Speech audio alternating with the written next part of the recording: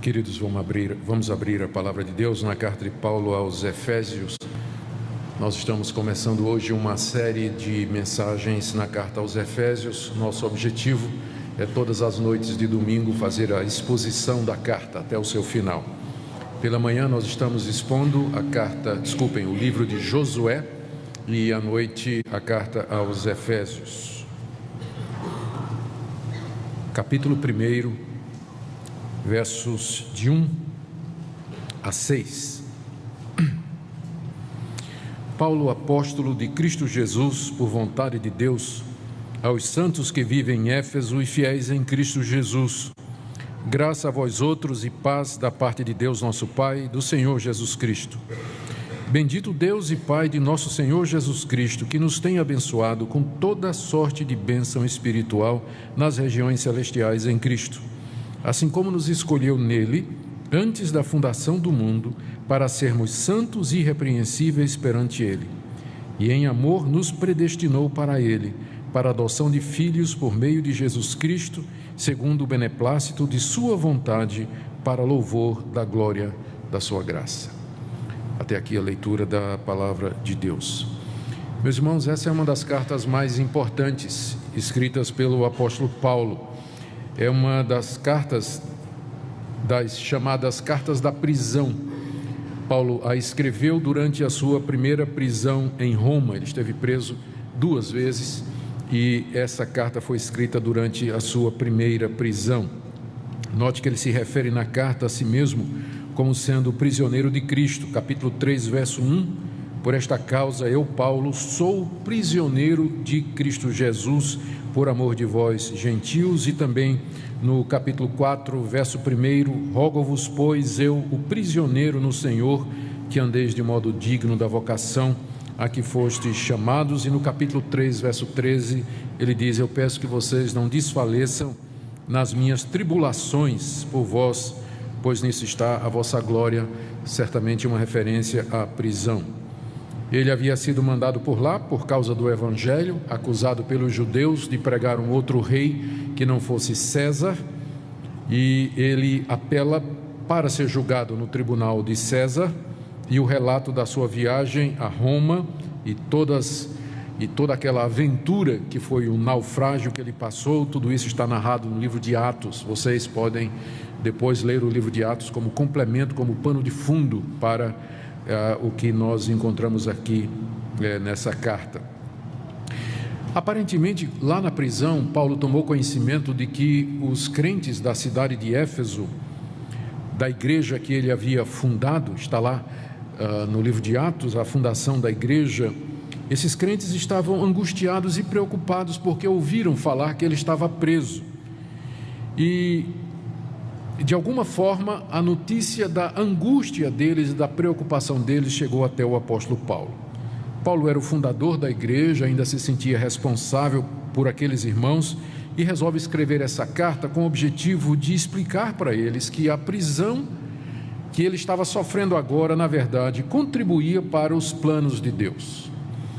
E o alvo de Paulo é descrever na carta a igreja de Deus como tendo sido concebida por Deus desde a eternidade, implantada no tempo, no espaço, na história, através do Evangelho com a vinda de Cristo, e expandida e fundamentada através dos apóstolos, razão pela qual Paulo está preso, por pregar o Evangelho aos gentios. Então esse é o alvo da carta, explicar que a prisão dele faz parte de um plano que tem origem lá na eternidade. Nós podemos dizer então que o tema da carta é exatamente esse, que a igreja de Cristo é o clímax do plano salvador de Deus, é o centro daquele projeto que Deus iniciou na eternidade.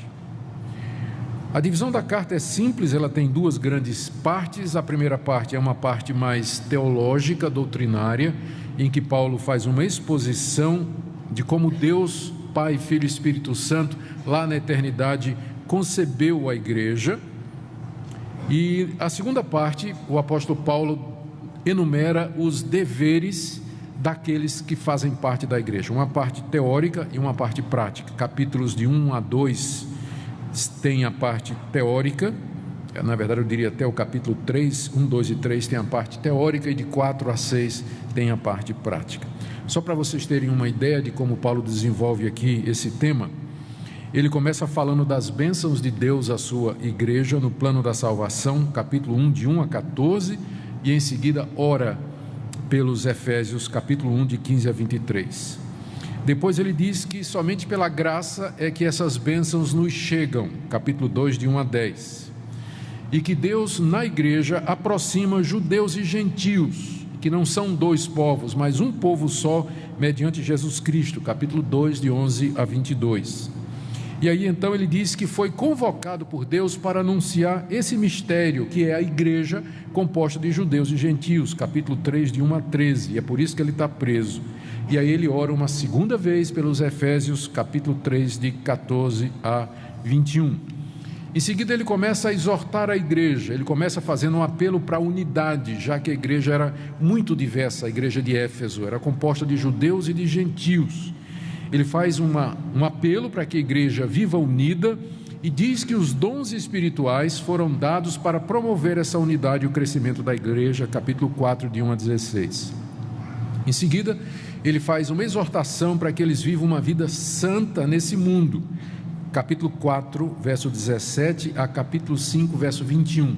E aí entra a questão do comportamento individual, a relação com outras pessoas, problemas relacionados com embriaguez, dinheiro, sexualidade, tudo isso está incluso nessa seção grande, onde há esse direcionamento sobre viver uma vida santa.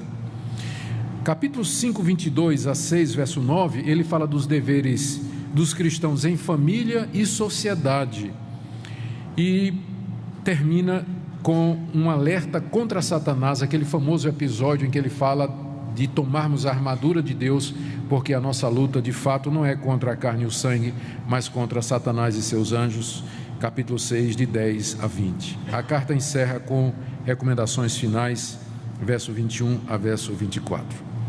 Então, essa em linhas gerais, em linhas bem gerais, o esboço da carta. Vocês veem que nós temos muito material pela frente, bom, para ser tratado. Meu objetivo é que cada vez que nós nos aproximemos de algum material, alguma passagem que nos ajuda a entender algum ponto atual de polêmica, de discussão, de questão prática, nós gastemos algum tempo com isso. A carta é muito rica e ela vai trazer, tenho certeza, bênção para nós, entendimento e instrução. Esse é o nosso objetivo.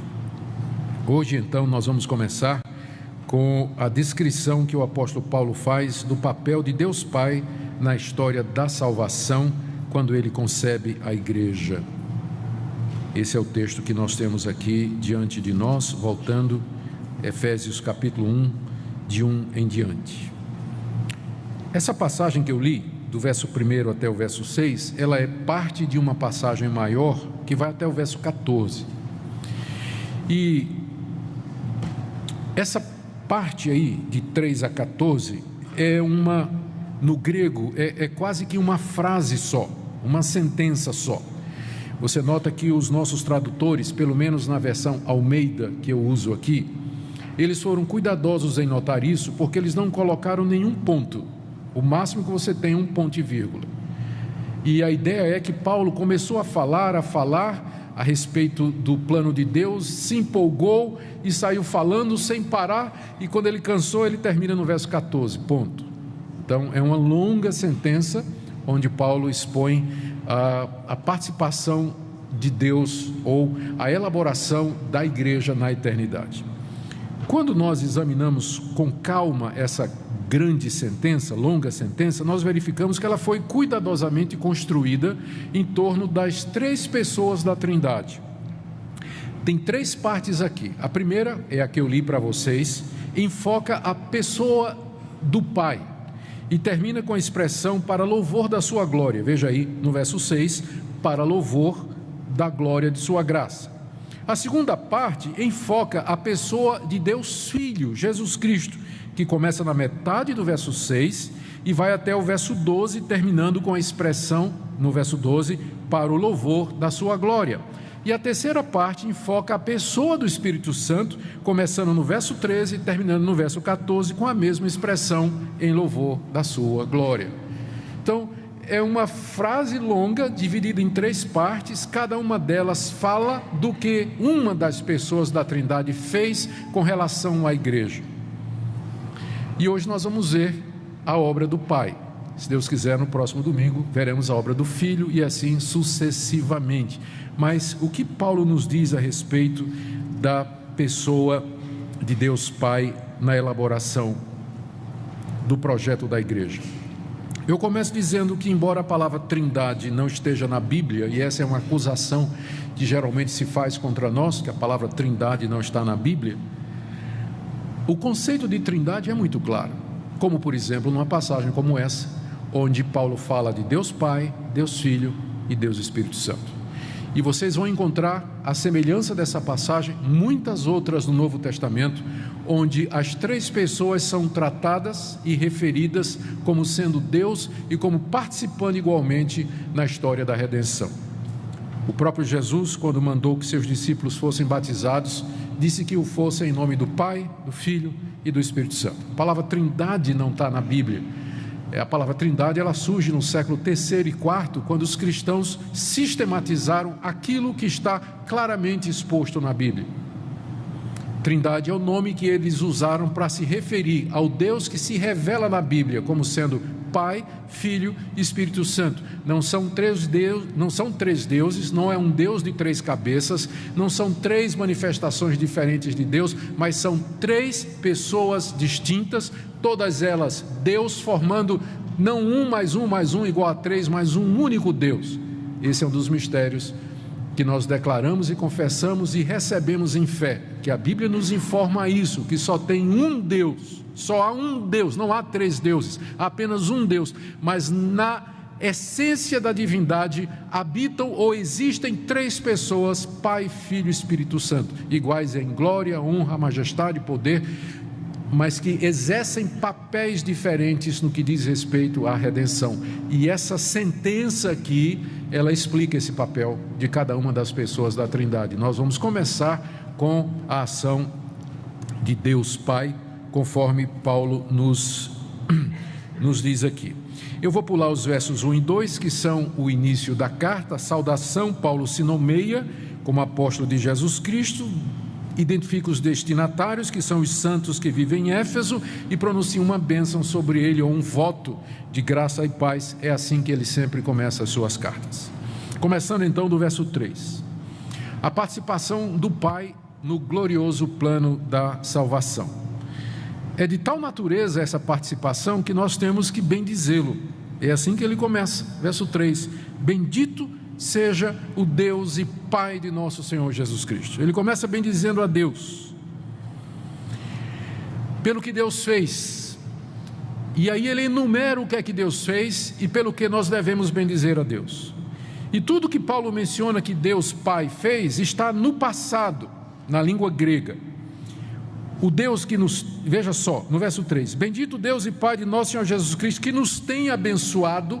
O tempo verbal grego aqui é uma ação que se encontra no passado, embora tenha efeitos no presente.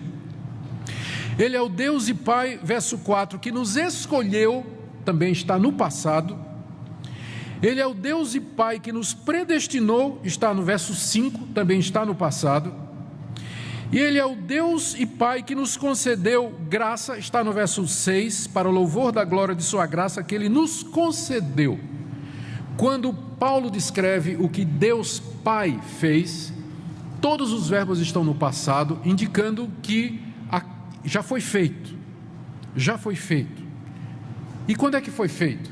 Na eternidade. Antes de haver mundo, antes de haver humanidade, Deus Pai elaborou, decretou, escolheu, predestinou, determinou que as coisas fossem assim. Está tudo no passado. Deus não está mais planejando a igreja, Deus não está mais escolhendo quem vai ser salvo, predestinando quem vai ser. Tudo isso já foi feito, tudo está no passado aqui, diz o apóstolo Paulo. E o que é que Deus Pai fez?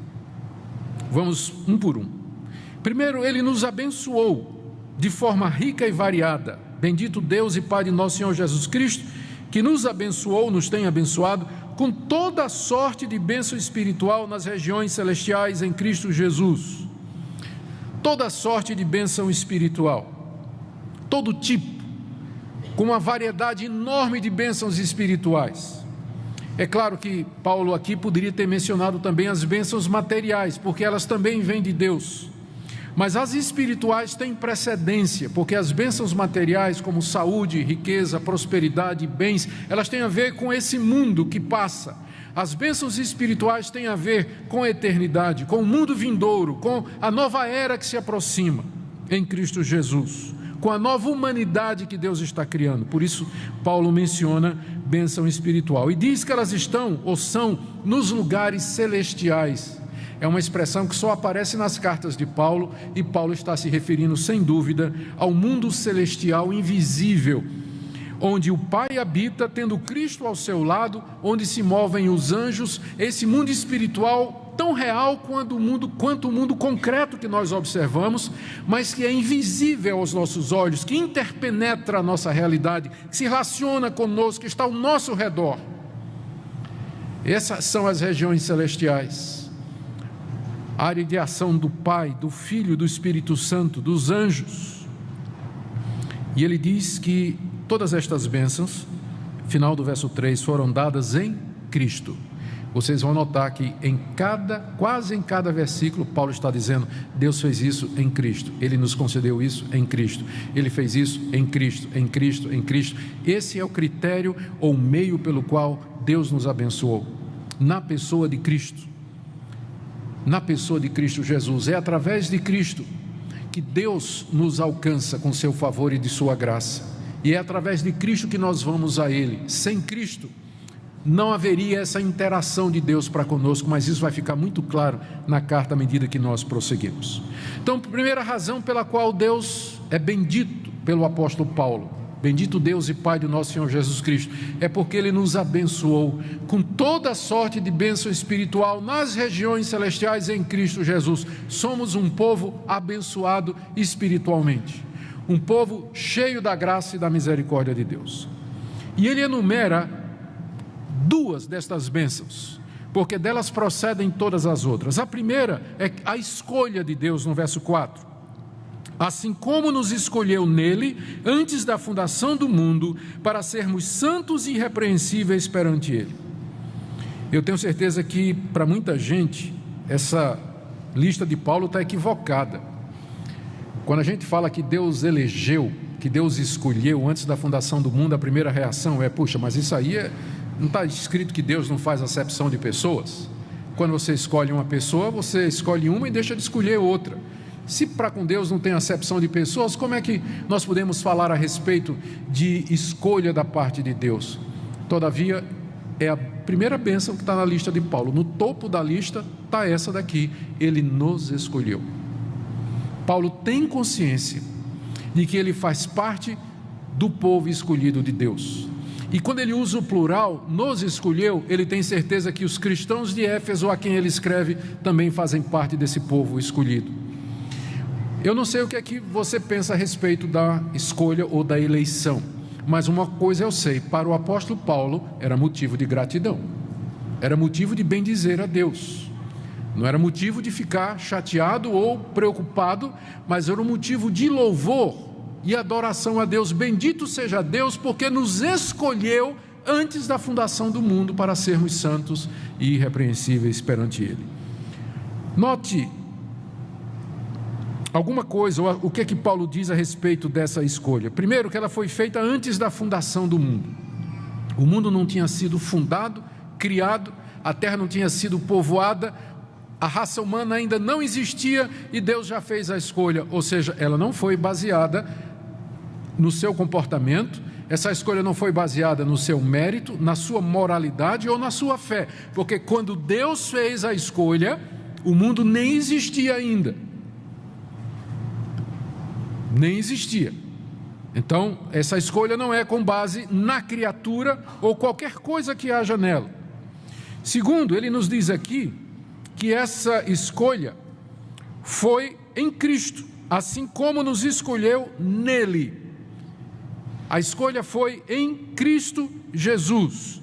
Não nos é dado o critério pelo qual Deus escolheu A e não escolheu B. Deus tem um critério, mas esse critério está oculto, não nos é revelado na Escritura.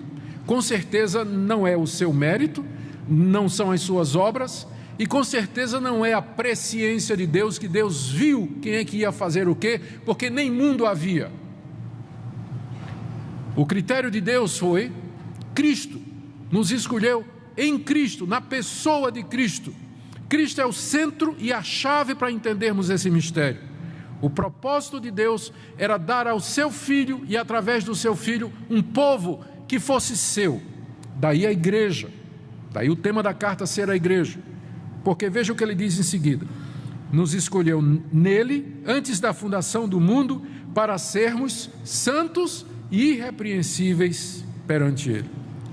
Essa é a razão da escolha, essa é a razão pela qual na eternidade Deus escolhe, Deus determina a criação, o surgimento de um povo em Cristo Jesus, antes que o mundo existisse, para que fosse um povo que estivesse diante dele, nas palavras de Paulo, de maneira santa e irrepreensível. A escolha de Deus não foi para que você vivesse de qualquer forma, mas Deus nos escolheu para vivermos de maneira santa e irrepreensível aqui nesse mundo. Quando falo irrepreensível, não pensemos em perfeição, porque todo o restante da Bíblia vai nos dizer que os escolhidos também pecam, e há exemplos claros de escolhidos que pecaram e pecam, mas quando fala de irrepreensível, é que o alvo de Deus é que esse povo não seja conhecido por ser um povo mentiroso, fofoqueiro, desonesto, imoral, desobediente, avarento, perverso, impuro, pervertido, não, mas um povo que anda diante de Deus, que ama a Deus e quer fazer a vontade de Deus. Foi para isso que Deus escolheu. Esse é o alvo da escolha de Deus. As implicações disso são muito graves e sérias. Há pessoas que acham que são eleitas, que fazem parte desse povo eleito, mas a vida delas não mostra nenhuma eleição. Como é que se sabe que você faz parte desse povo escolhido? Se Deus escolheu esse povo para ser santo e irrepreensível, você não pode viver uma vida de imoralidade, de fornicação, de mentira, de prostituição, de impureza, de adultério, de desonestidade e ainda ter o desplante de dizer que você foi escolhido por Deus para fazer parte do povo dele. Porque Deus nos escolheu com um propósito, e quando Ele chama os seus escolhidos, Ele opera no coração desses escolhidos a transformação que nós chamamos de novo nascimento e em seguida de santificação, porque foi para isso que Ele escolheu esse povo. Então, onde não há santidade, também não houve escolha. Também não teve escolha. Não é que é a minha santidade que vai fazer com que eu mereça a escolha, mas ela é um reflexo da escolha graciosa de Deus antes da fundação do mundo. Bendito seja o Deus e Pai, que nos escolheu antes da fundação do mundo para sermos santos e irrepreensíveis perante Ele. A segunda bênção na lista de Paulo também não está na lista de muita gente, é a predestinação. Se a eleição já é complicado, predestinação deixa muita gente de orelha em pé, né? E cabelo arrepiado. Bom, mas está na lista aqui, é o final do verso 4. E em amor nos predestinou para Ele, para a adoção de filhos por meio de Jesus Cristo, segundo o beneplácito de sua vontade. Qual a diferença entre predestinação e escolha? Verso 4, Deus nos escolheu. Verso 5, Deus nos predestinou. Escolha, a eleição, é o ato em que Deus separa de entre a humanidade aquele que Ele quis. Aqueles que Ele quis. É um ato soberano, por critérios para nós desconhecidos, não estão revelados, mas que fazem parte da sabedoria e da soberania de Deus, em que Ele separa e escolhe, antes da fundação do mundo, um grupo de pessoas, um número de pessoas, para serem santos e irrepreensíveis perante eles.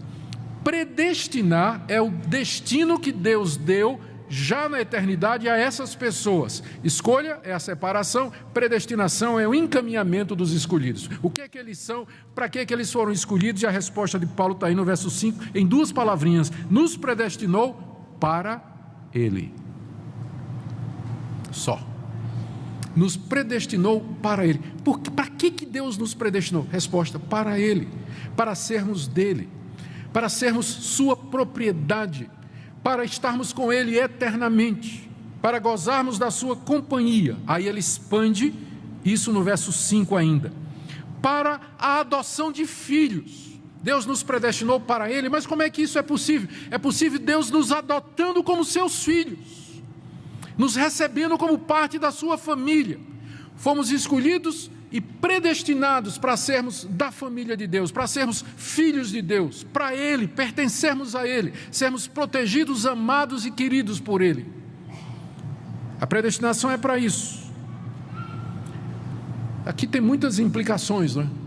Tipo, o fato de você ser um ser humano não quer dizer que você é filho de Deus, porque filho de Deus é aquele que foi escolhido e predestinado para isso. Você pode ser, você é um ser humano, mas não é o nascimento natural que lhe faz filho de Deus. É preciso que haja essa vocação, esse chamado de Deus, sobre o qual nós vamos falar mais adiante. Como é que Deus chama esse pessoal? Aqui que vai entrar a pregação do Evangelho, aqui que vai entrar a sua decisão, aqui que vai entrar a escolha e uma série de outras coisas sua e assim por diante. Nós vamos chegar lá. Mas o ponto agora que eu quero destacar, porque Paulo está destacando aqui, é que a predestinação é para que nós sejamos filhos de Deus, e que não é possível ser filho de Deus a não ser por essa via. Se Ele não nos chama, se Ele não nos convoca. Aliás, se Ele não nos chamar e se Ele não nos convocar, ninguém quer ser filho de Deus. É muito mais gostoso ser filho do diabo.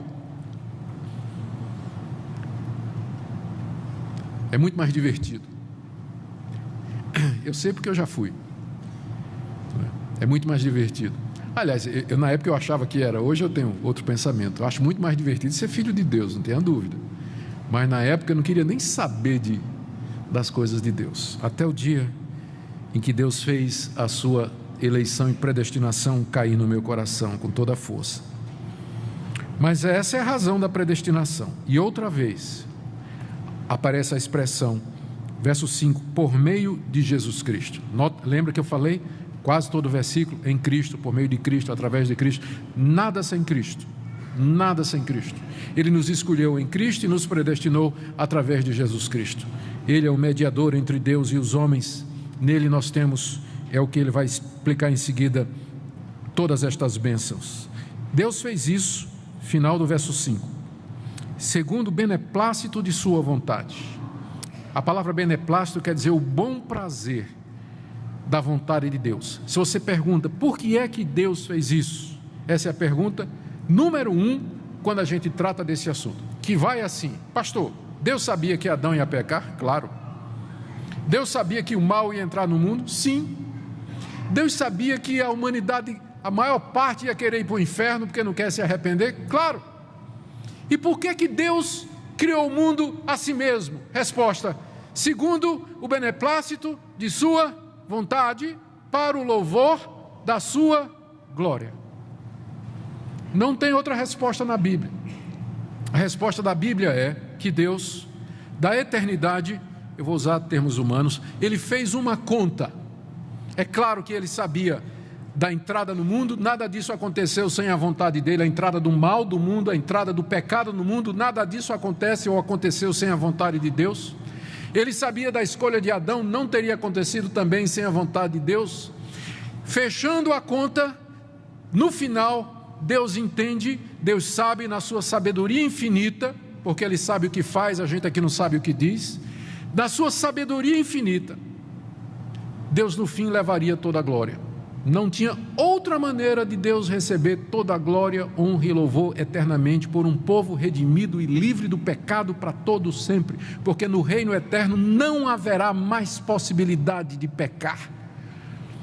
No mundo original em que Deus criou, no paraíso, havia a possibilidade, mas no novo céu e na nova terra não vai haver mais. É por isso que era necessário todo esse processo para que o pecado fosse cometido, julgado, exterminado em Cristo Jesus, para que de fato pudesse haver felicidade eterna. Não existe felicidade eterna quando o pecado sempre está rondando e a possibilidade de nos atingir como era no paraíso. Mas na conta final, lá na glória, não vai poder mais haver pecado. Agostinho, que um dos pais da igreja, ele tentou explicar isso da seguinte maneira: lá no paraíso eu podia pecar, depois que eu pequei lá no paraíso eu não posso não pecar. Depois que a graça de Deus me alcançou, eu posso não pecar, mas quando vier o estado eterno eu não posso mais pecar. É para lá que nós nos caminhamos, mas para sair dessa fase, eu posso pecar, para a fase, eu não posso mais pecar, é preciso passar por tudo isso. A entrada do pecado no mundo, morte, destruição, morte de Cristo, ressurreição e finalmente a glória eterna. Esse é o plano de Deus e Ele é sábio, Ele é profundo e nós nos curvamos diante dEle em adoração. Como Paulo no final da exposição doutrinária de Romanos diz: ó profundidade da riqueza, da sabedoria e do conhecimento de Deus. Por que Deus fez tudo isso? Resposta: porque Ele aprouve, Ele é Deus, Ele faz o que Ele quiser. Como Paulo diz em outro lugar: quem é você para discutir com Deus? O que é que você sabe? Lembra do final do livro de Jó? Jó se queixando da vida, Deus lhe aparece e diz: onde é que estava você quando eu criei o mundo, Jó? Onde é que estava você quando os anjos cantavam, quando eu criava as estrelas? Quem é você para argumentar? Queridos, eu vou dizer uma coisa. Eu sei que essa doutrina da soberania de Deus, da escolha e da predestinação, ela é difícil para a nossa natureza humana. Mas eu queria lhe fazer um pedido. Não diga que ela é antibíblica, porque ela está na Bíblia. Não diga que ela é do diabo, como um determinado pastor famoso disse recentemente. Não diga isso. Diga simplesmente: ela está na Bíblia, eu apenas não compreendo. Eu não compreendo, mas que ela está na Bíblia está, e que é ensinada na Bíblia, ela é sim. Eu apenas não consigo compreender. E eu quero dizer uma coisa: a sua salvação não depende de você compreender isso. A sua salvação depende de você estar arrependido dos seus pecados e crer que Jesus Cristo é o Filho de Deus e que não há salvação senão mediante Ele. A sua salvação depende disso. Mas não de uma compreensão exata e perfeita dos decretos de Deus, ou de uma passagem como essa. Por isso eu abraço você como meu irmão, mesmo que você não pense como eu nessa questão, mas é meu irmão se crê em Cristo Jesus. É um irmão que precisa aprender um pouquinho mais, mas é meu irmão de qualquer forma. Eu vou lhe abraçar, beijar e receber. Somos irmãos em Cristo. E na glória nós tiraremos a limpo essa questão. Não é isso? Tiraremos a limpo essa questão. No final, Deus receberá toda a glória, porque esse é o propósito dele aqui, como Paulo diz no final dessa primeira parte, no verso 6, para louvor da glória de sua graça. Por que é que Deus fez tudo isso? Para que a sua graça fosse louvada, recebendo então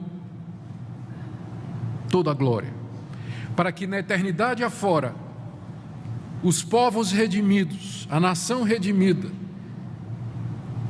glorifique a Deus, dizendo: que graça infinita, que bondade sem limites e sem fim, que Deus maravilhoso. Termino com algumas implicações para nós.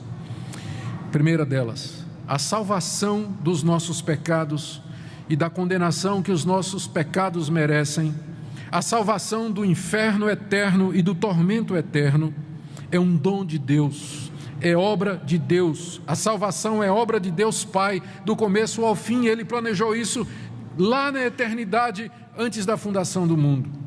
Ele planejou tudo soberanamente, em amor. Ele elegeu e predestinou um povo para ser dele, para ser filho dele e viver com ele eternamente. Tudo isso ele fez para a sua glória. Por isso que Paulo começa essa parte dizendo: bendito seja Deus, glorificado seja Deus.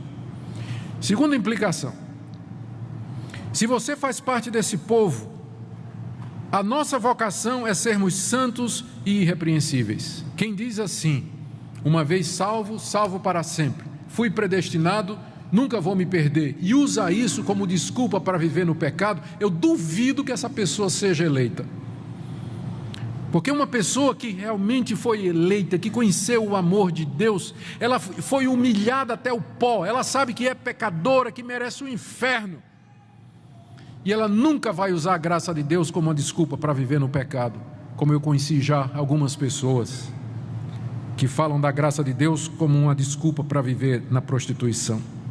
A nossa vocação é sermos santos e irrepreensíveis. Foi por isso que Ele nos escolheu e nos predestinou.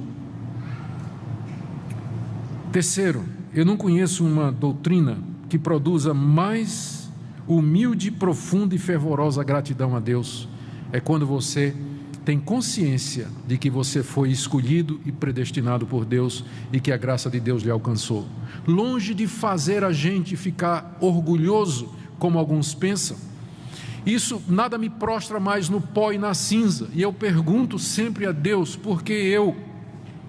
Quando tem pessoas melhores, tem pessoas que têm mais condições, tem pessoas que poderiam servir-te de maneira mais fiel, por que eu? Quem foi alcançado pela graça de Deus, longe de se sentir vaidoso, ele vai se sentir no pó e na cinza e vai dizer a Deus: Senhor, se o Senhor me mandar para o inferno, ainda que eu esteja lá no inferno, eu vou dizer: Tu és justo. Lá do inferno a minha voz vai se levantar e vai dizer: Tu és justo e verdadeiro, estou aqui porque os meus pecados merecem, e se eu for para a Tua presença, é só pela Tua graça, é só pela Tua graça. Essa doutrina tem o efeito de quebrar corações, quebrar o orgulho e nos humilhar no pó e na cinza.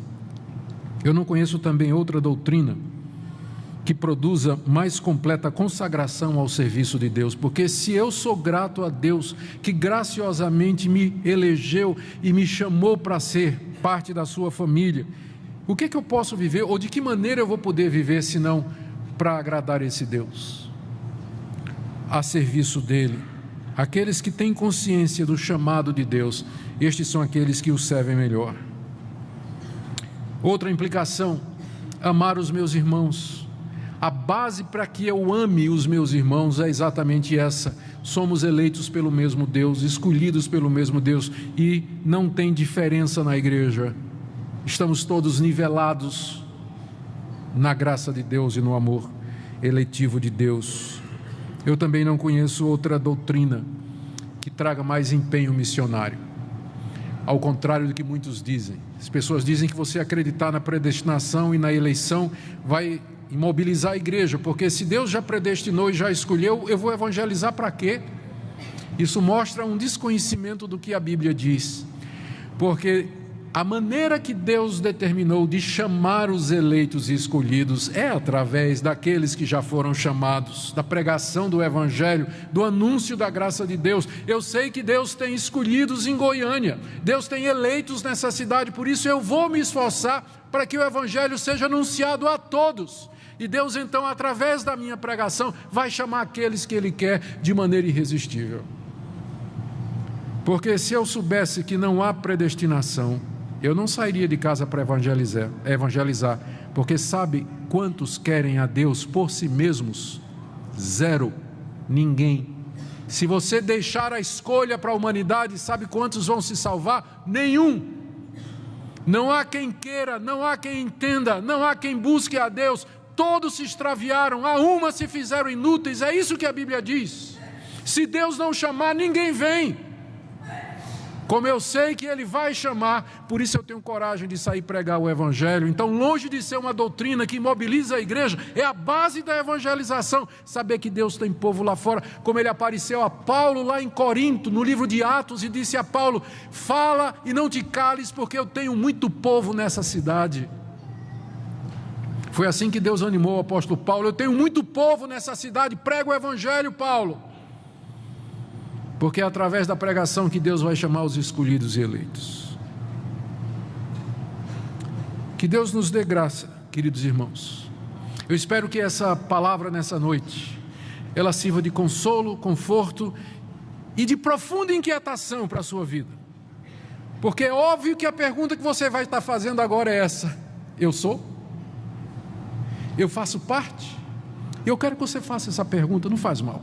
Mesmo que você tenha 20 anos de igreja, 30 anos de igreja, não faz mal você fazer essa pergunta.